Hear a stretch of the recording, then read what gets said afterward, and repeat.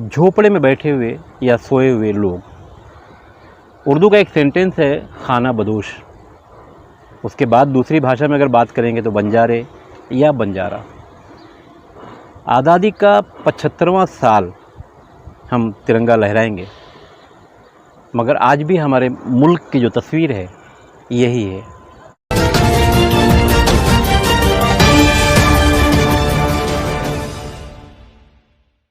नमस्कार, आदाब।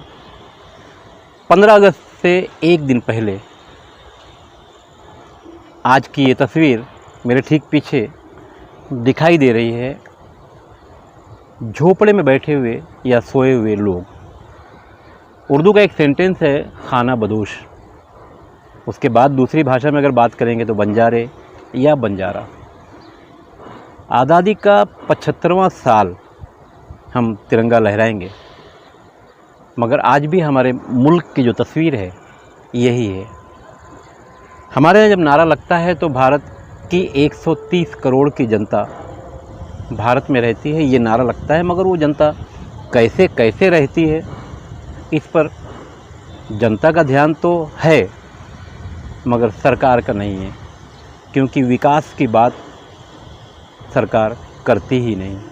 1947 में जब भारत आज़ाद हुआ था तब महात्मा गांधी ने कहा था कि अगर भारत को अच्छी तरह से चलाना है, विकास के रास्ते पर ले जाना है, तो हज़रत उमर फ़ारूक के बनाए हुए जो नियम थे उसे पढ़ने की कोशिश करनी होगी।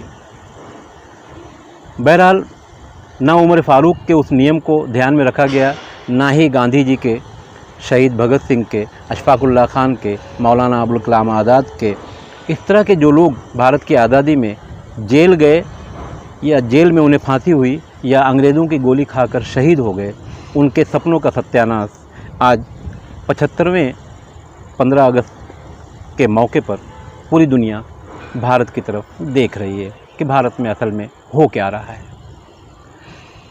भारतीय जनता पार्टी की सरकार आने के पहले भी कांग्रेस ने इस देश में नमाज नहीं पढ़ाया, और उसके बाद जब भारतीय जनता पार्टी की सरकार बनी तो सबका साथ सबका विकास का नारा लगाने वाली भारतीय जनता पार्टी सरकार ने भी इस देश में मंदिर में कहीं पूजा नहीं करवाई।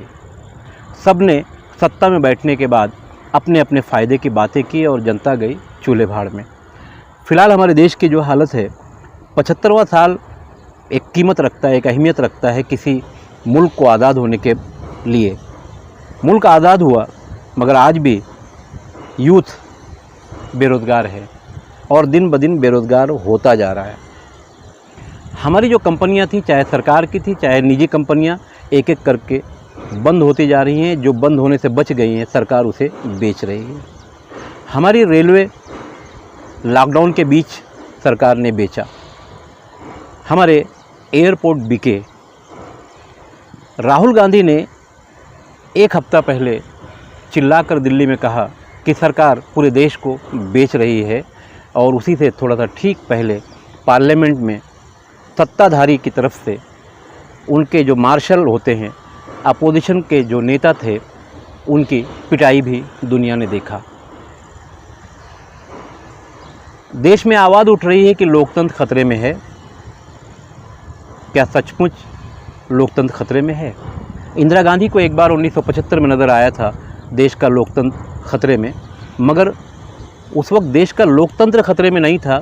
इलाहाबाद हाई कोर्ट ने जब इंदिरा गांधी की सीट रिजेक्ट कर दिया था, उस वक्त वो प्रधानमंत्री थी, तब वो खुद खतरे में थी, इसलिए उन्होंने भारत में 1975 में इमरजेंसी लगाई थी।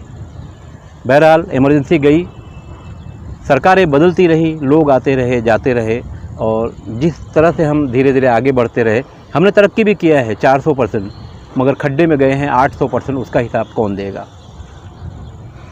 भारतीय जनता पार्टी की सरकार आने के बाद इस देश में हालांकि हिंदू मुस्लिम की जो कवायद है, जो दूरियां हैं, वो तो पहले से बढ़ती रही हैं, मगर भारतीय जनता पार्टी की सरकार आने के बाद से हमारे देश में हिंदुस्तानी कम, भारतीय कम, इंडियन कम, हिंदू, मुसलमान, दलित, सिख, ईसाई, ये सारे लोग ज़्यादा बढ़ गए, जिससे सही मानों में भारतीय लोकतंत्र को ख़तरा तो है, मगर सत्ता में बैठे हुए नेताओं की वजह से जनता इसकी जिम्मेदार नहीं है। बहरहाल लॉकडाउन भी लगा, लॉकडाउन की तलवार पूरे देश पर लटकते ही रहती है और पूरी दुनिया इसमें कहीं ना कहीं शामिल है।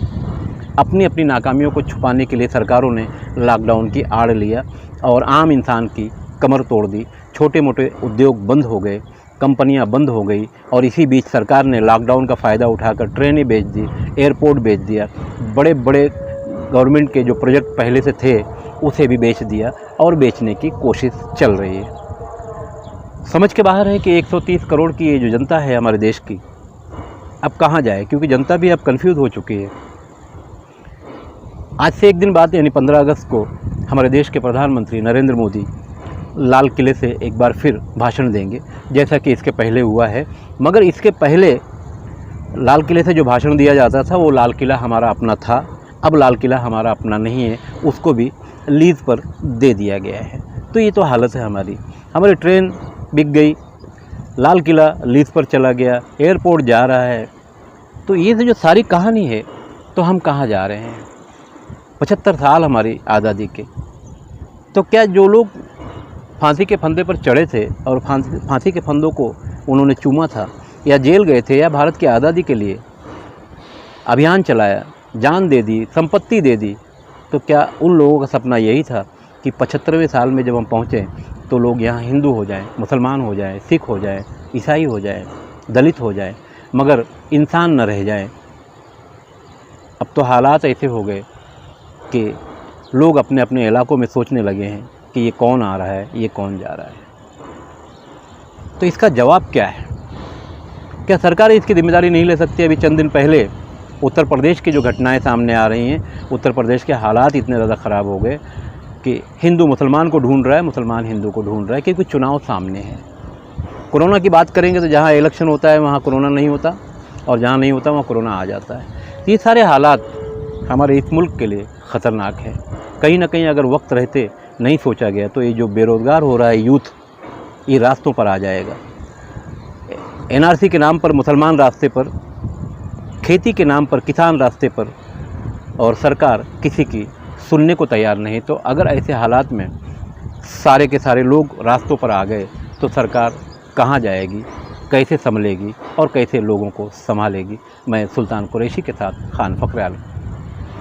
हमारे चैनल पर जो भी खबरें दिखाई जा रही हैं वो सही हैं, अच्छी हैं और शहर के हित के लिए हैं। तो आप हमारा चैनल सब्सक्राइब भी कर सकते हैं यूट्यूब पर जाकर, भारत शक्ति समाचार।